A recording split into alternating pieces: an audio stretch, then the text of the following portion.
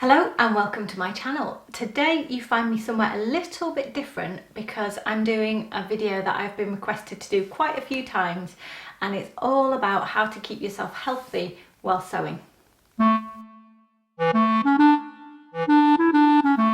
So my name's Jo and this is Joey Sewy, and it is a sewing channel, but if you follow me you will already know that I am also a yoga teacher and a psychotherapist, so that's why quite often I take a thoughtful look at sewing, and today I'm bringing my yoga teacher self into my sewing world. So this is not a yoga practice. If you want a yoga practice, I do have a yoga channel. It's called Jo Cook Yoga and you can go over there and have a look. It is more about using yoga stretches, yoga wisdom to help us keep more healthy as we practice our sewing. So I'm going to show you a few things from hands throughout the body. I suspect I might do more than one video. It depends how interested you tell me you are. But let's get right straight into it. So the first thing I wanted to share in this video was basically probably the best thing I've been ever told about keeping yourself healthy while you're working, whatever that work is, because this stuff applies to desk work and really anything you do that requires you to use your body and use it in a repetitive way. And the most wise thing I think was ever told is that your best position is your next position. A few years ago I was in a minor car crash, but I got whiplash. My head was thrown forwards and all the muscles of my neck really froze up, and during my recovery from that I had some physiotherapy with a really wonderful physiotherapist near me, and that was one of the things that she said, and it just stuck with me because it's so simple, so doable and so applicable to all of life. So your best position is your next position.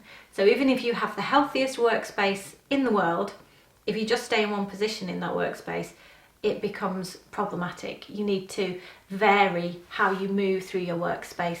So even before we get into the stretches today, after the video, you might want to go away and have a think about, which parts of my sewing practice do cause me physical aches and pains, and is there something I can do either about my actual setup of how I sew, or just when I'm sewing, remind myself to move differently, so that I'm not in one position all the time, because your best position is your next position. Getting into the specific stretches, I'm sat on the floor. You don't need to be sat on the floor for any of this. You could stand, you can sit on a chair, and I will show you various things in various ways. So don't think that you've got to be able to sit on the floor for any of this. You really don't. But you need to vary your position, as I've already said.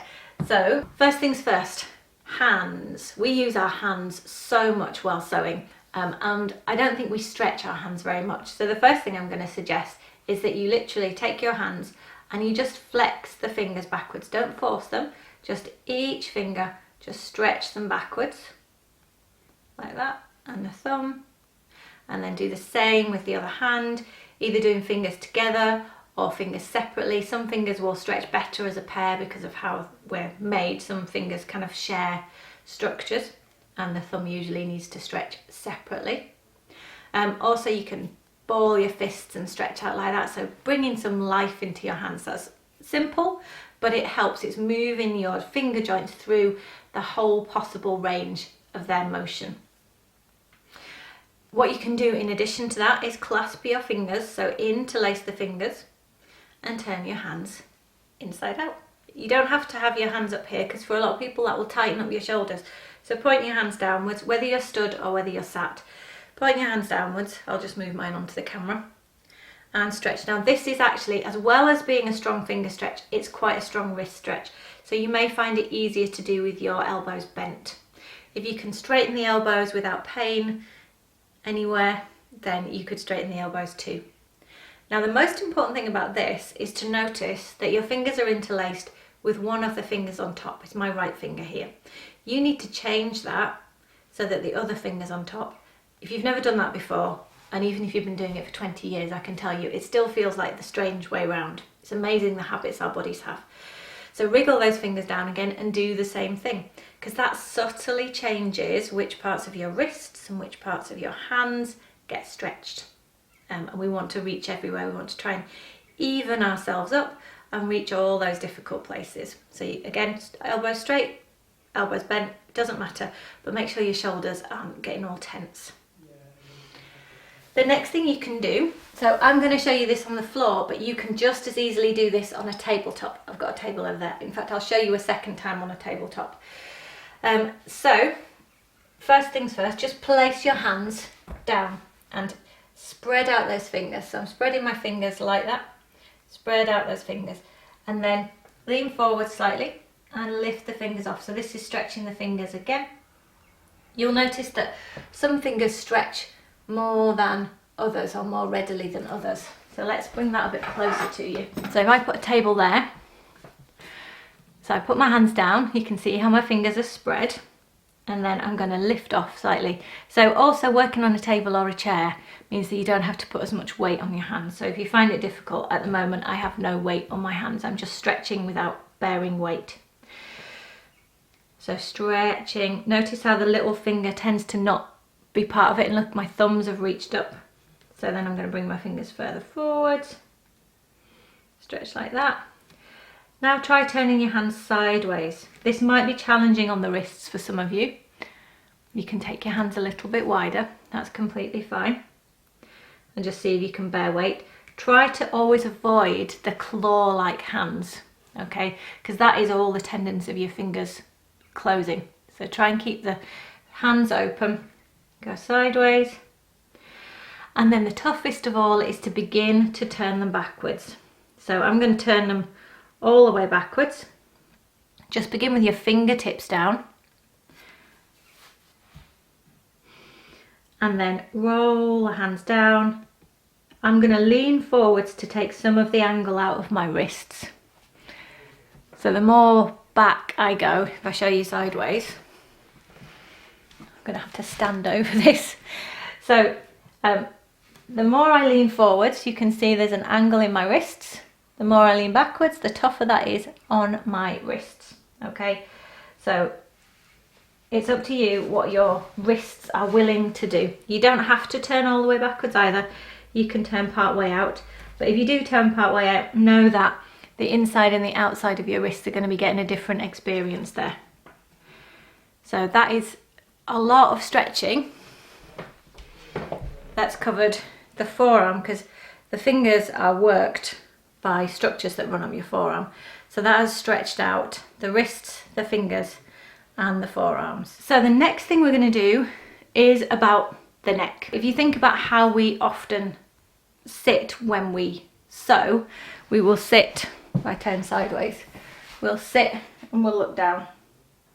And that's true of a lot of activities that we do in life, whether we're reading at the computer, whether we're driving, we're often sat and the head's dropping forwards. And what happens over time with that is that these muscles here, and in fact the whole structure, gets short and tight, and these muscles here get chronically stretched and chronically turned on. So they're always on, because your head is really heavy. Everybody's head is really heavy. And if you're always holding that forwards, the muscles that have to hold that are the muscles at the back of your neck. So the first thing you can do, and you could do this just momentarily as you're at your sewing machine, as whatever craft you're doing, literally just don't look down, look up for a moment, and then literally look up. So take your head into the opposite. If you've got neck problems, this doesn't have to be an extreme position. And obviously if you already have health conditions, follow the advice of someone who knows your body specifically. But just take your head into the opposite position. So if you spent ages like that, sit up, move your spine into a straight place, and then move your head straight up. So that's something you can do. It takes you about 1 second. It will just interrupt the constant forward motion of the head and help your neck to feel healthier. So what you can also do to specifically stretch the neck and to work more deliberately against the chronic forwardsness, that's a word, of the head, is you're going to have to pull some funny faces now. I'm going to have to do this too, so, and I'm on film. So what you're going to do is lift your head and then you're going to jut the chin forwards. I can't talk and do this at the same time. So you're going to lift your head a bit and then project the chin. So let me show you sideways. Lift the head. Project the chin forwards. And what I'm attempting to do there is stretch under here, and I can feel that. So lift the head. Push that chin forwards.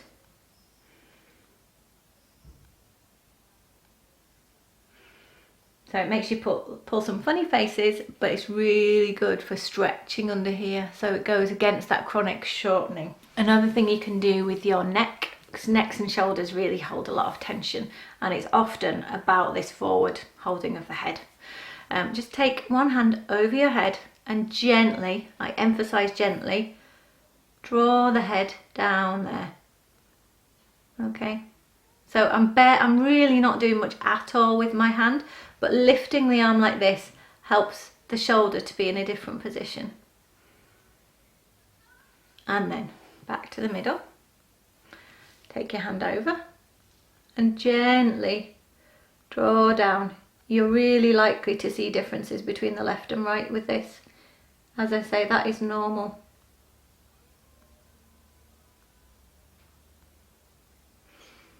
Back to the centre. Now do that another time, and this time just notice you may still be moving the head forwards. It's really good to do this in a mirror when you're not needing to watch me to show you. So try not to still be drawing the head forwards. So if you look in a mirror, you'll be able to see that you are straight. So lift the chest, tuck your bottom in, whether you're sat or stood or knelt like me, and then draw the head over. And as long as you've got a healthy neck, you can gently and slowly even lift the chin a little bit to explore the stretch a bit more there. Lower it just a little bit to see where it gets. And if you do have particular tightness in your neck, you might find particular spots that are exquisitely tight, shall we say. If you do find those really tight places, go carefully with them, but then it might well be your body telling you that that's where you need to work, but be careful. So last time, second time with this, I'm going to make sure first of all that I am straight, that I'm not going into that habit of holding the head forwards. I'm going to gently, gently, gently, not really pulling at all, just supporting and encouraging my head in the right direction. And I can move my head down a little bit. I can feel that more around there. I can move my head up a little bit. We'll begin to feel that more there. And then let your head come back to a neutral position. Of course, you can also turn side to side.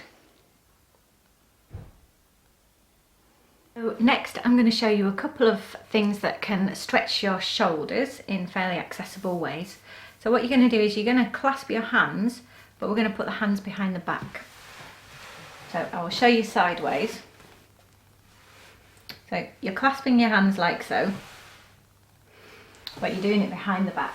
So my knuckles are down towards what I'm sat on, and my thumbs are towards my tailbone. Have your feet nice and flat on the floor and sit up straight. And what's important here is less what your arms are going to do and more keeping the rest of your body straight. So sit up straight. You're going to draw the shoulders down and then move the elbows towards each other. So as you do that, keep your tailbone in, your tummy button back, and your sternum or your chest, this area here, keep it lifting up towards the ceiling. So it doesn't matter how close your elbows get to each other. What matters, as I say, is that the rest of your body stays in the right alignment.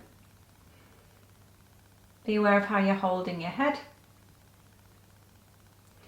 And then like we did before, when you clasp your hands, you'll always have them in one particular way. So whichever index finger is on the top, you need to now shift them so that the other index finger is on the top.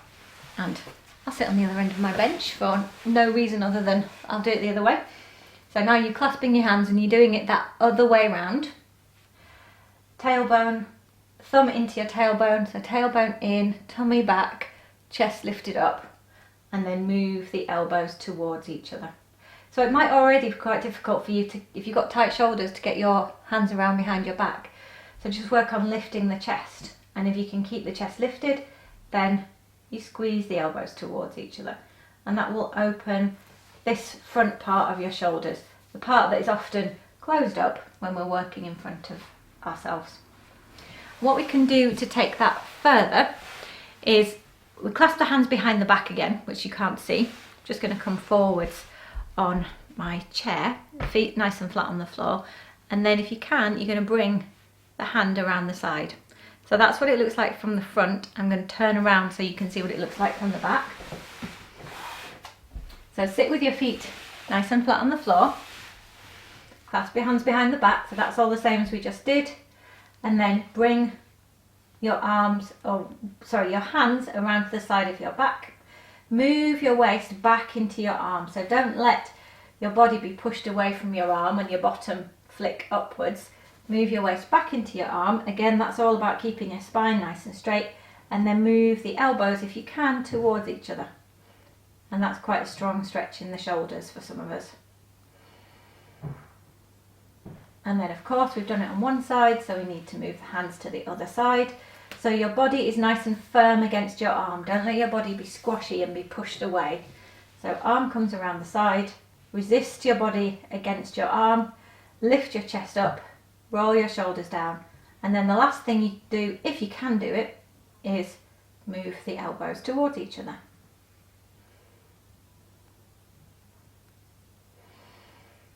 And that's a really great one that you could potentially do sat at your sewing machine table, for example. So you can be sewing and then take a break and then hold your hands behind your back, squeeze the shoulders back, move them around to the side, move them around to the side, all while you're still sat at the space where you're doing your sewing.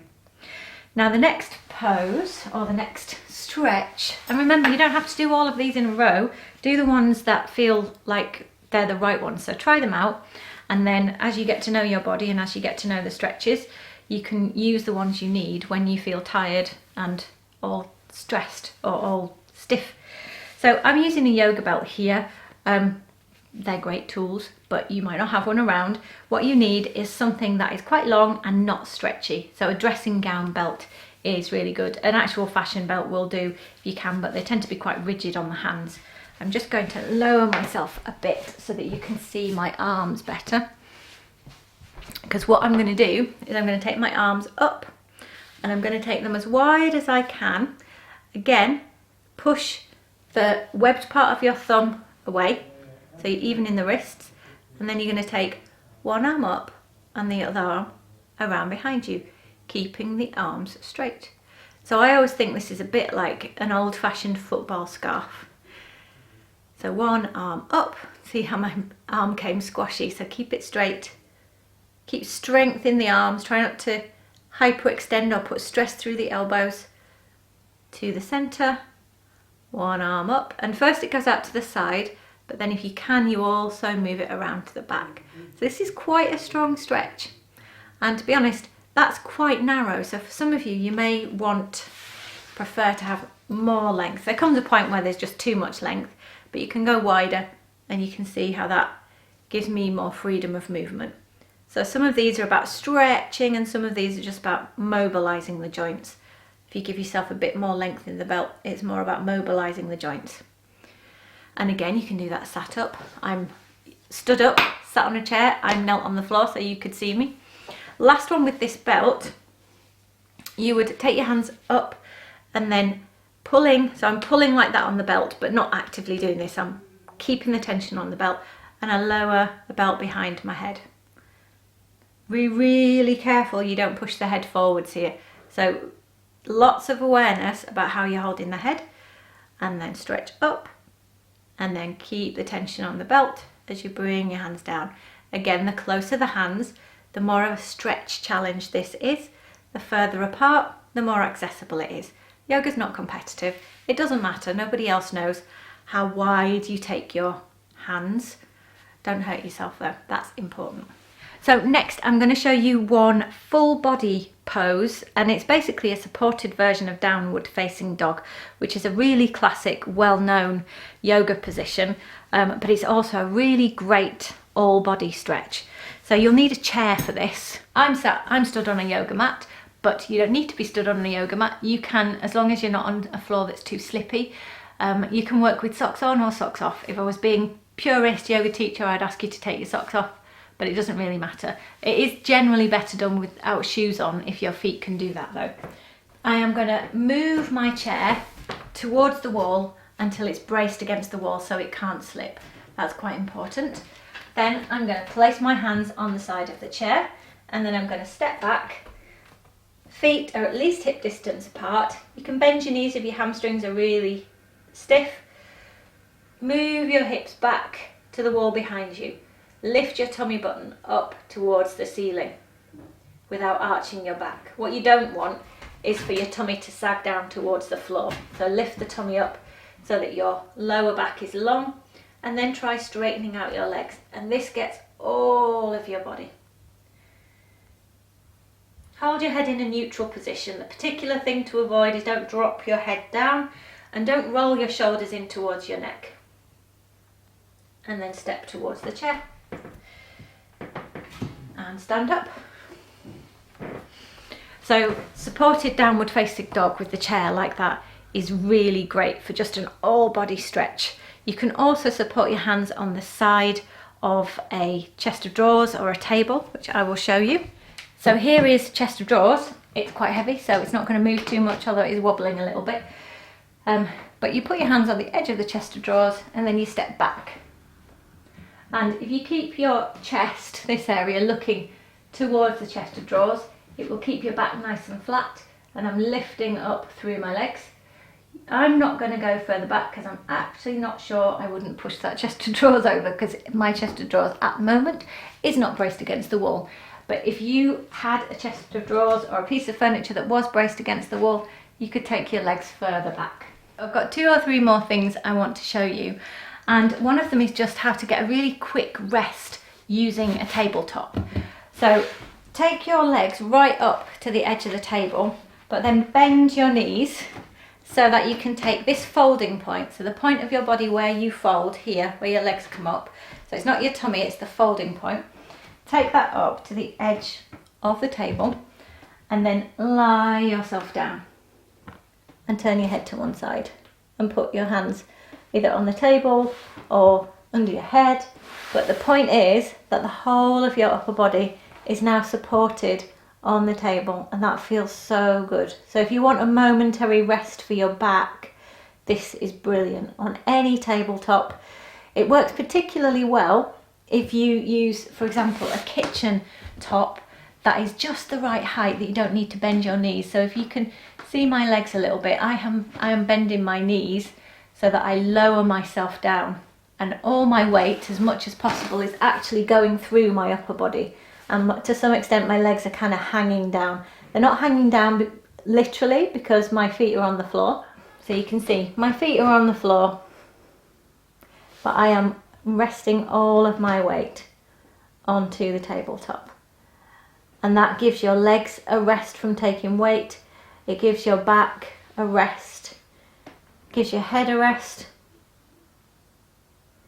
So when you're really tired, this is great for a moment's rest. And you probably want to turn your head one way and then turn your head the other way, or fold your hands and put your head in a neutral position. So lastly, I'm going to show you a couple of ways that you can have a long or a short rest while you're sewing. So as I said at the start of the video, your best position is your next position. And if you're getting tired but you're still super enthusiastic and you want to keep on sewing, we've all been there, the way to continue, if that's what you want to do or you have to do, is to give yourself a little bit of a rest that you can then come back out of feeling a bit more invigorated. So the first one I'm going to show you is a bit more niche because you probably do need some proper yoga equipment, but quite a few people do have yoga equipment. So this is a yoga brick, which you can either have that way around, the flat way around, or slightly taller. Be aware that some yoga bricks are bigger than this. So if I show you that to scale with my hand, and I've got quite small hands. Some yoga bricks would be almost as tall as my fingers. If you have one of those, you're not going to want to put it this way up because it'll be too tall for you. But you will see what we're going to do. Then you need something. It doesn't need to be yoga blocks. It could be a cushion or several cushions or some books, but you need something for your head. That's really important. Don't do this without something for your head. But this, if you haven't got a yoga brick, it needs to be something that is solid, that's straight, and that's reliable. What you're going to do is have your knees bent, come down on your elbows. I'm going to put my hands underneath here and just place the edge of this brick on about my bra strap line. And then I'm going to curve my back so that as little as possible, that doesn't dig in. I'm curving myself to lay over the brick. Now, as I said, this is niche. When I teach this, some people love it. Some people hate it. You can either then keep your knees bent or straight. If you have lower back niggles, you might prefer to keep your knees bent. Now, if I just lift my arm and show you, generally the people who don't like it are the people who are not arching their backs enough, and I mean the upper back. So there should be a curve here. So it's really opening the front of the body. It's a wonderful antidote to all the forward-leaning desk work that we do. The people who don't like it aren't getting enough curve, and so the edge of your brick, this brick, that is digging in like crazy into your back, and it doesn't feel nice. So you have to get the curve. So I'm curving over the edge of the brick and just lying this part of my body flat on the brick. It's important that it's in the middle of your body as well, right on your spine. So if it feels like you're not even, come up and adjust it so you are even. Your arms can go to the side, make sure your elbows are on the floor, and you'll get some opening in the front shoulders as well. So like I said, that's a bit niche, but boy oh boy, it is a wonderful antidote to desk work if you need it. And you can replace these with anything that will support your head, but it is important to have something pretty regular in shape and strong to replace the yoga brick if you don't have a yoga brick. Now when you come off, I don't recommend sitting up because the brick will dig in. It feels clumsy, but the best way to come off here is to bend your knees and to roll over. You'll fall a little bit, but that is better than rolling your spine up and getting that digging right in. It's not nice, and that's not the point of the pose. So if you don't fancy the look of that one, or if you don't have the right equipment around, you will have the right equipment for this, because all you need is a floor and a chair, and you will probably like this. This is a last thing I'm going to show you today, and this is a yoga pose, a relaxation position, a way of lying down that rests the legs, lengthens out the spine, and is really comfortable for nearly everybody. If you've got a very hard floor, you might prefer to put a blanket underneath you. So I'm going to use a yoga chair. There's nothing special about this pose for a yoga chair. They are special in other ways, but for a pose like this, it doesn't need to be a yoga chair. Often the seat of a sofa is a great height for this. What you want ideally is to place your legs onto your chair and try and get the backs of your knees right in to the chair, and then come down, and if you feel like you're not close enough, lift yourself up and wriggle and get the backs of your knees right onto the chair, and then lower yourself down. If your head tends to tip back like that because you're actually quite short in the back neck, you can either manually adjust it like I just did, lift, lengthen and lower. If that doesn't do the trick, then you need to get something, a book, a cushion probably off your sofa, or a pillow off your bed, and put that underneath your head. Try and get it just underneath your head. If you're using something soft and curved, it can go under the neck, but it shouldn't go under the shoulders at all. So you can support your head as or not as you prefer or as you need. Here, the legs are upside down, so you get some of the benefits of being upside down. You reverse the effects of gravity. Your calves are completely solidly supported on your chair or your sofa. The weight of your legs releasing down into your pelvis and your lower back is a very releasing and reinvigorating thing for the pelvic area. So resting with the legs like this, with the back nice and straight, it should feel neutral, so there is a slight lightness in the middle of the back. The weight is on your shoulder blades and on the back of your pelvis, majority. Arms are out to the side. If that's not comfortable for your shoulders, you can rest your hands, but any position that you choose, make sure your elbows are down. And you could stay like this for 30 seconds. You could stay like this for 30 minutes. It's up to you.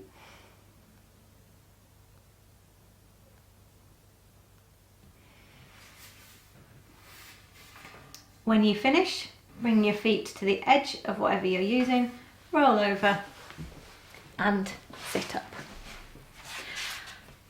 So that was something of a different video from me, I know, but I think it's really important that we keep ourselves healthy as we sew.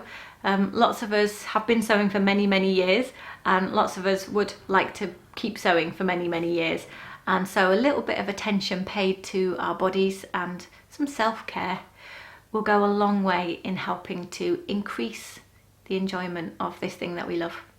So let me know down in the comments below if there are any stretches or any aches and pains that I haven't covered that you would like some help with. Let me know if you enjoyed this video, and I will see you again in a few days with another video which is definitely 100% sewing. Thanks. Bye bye.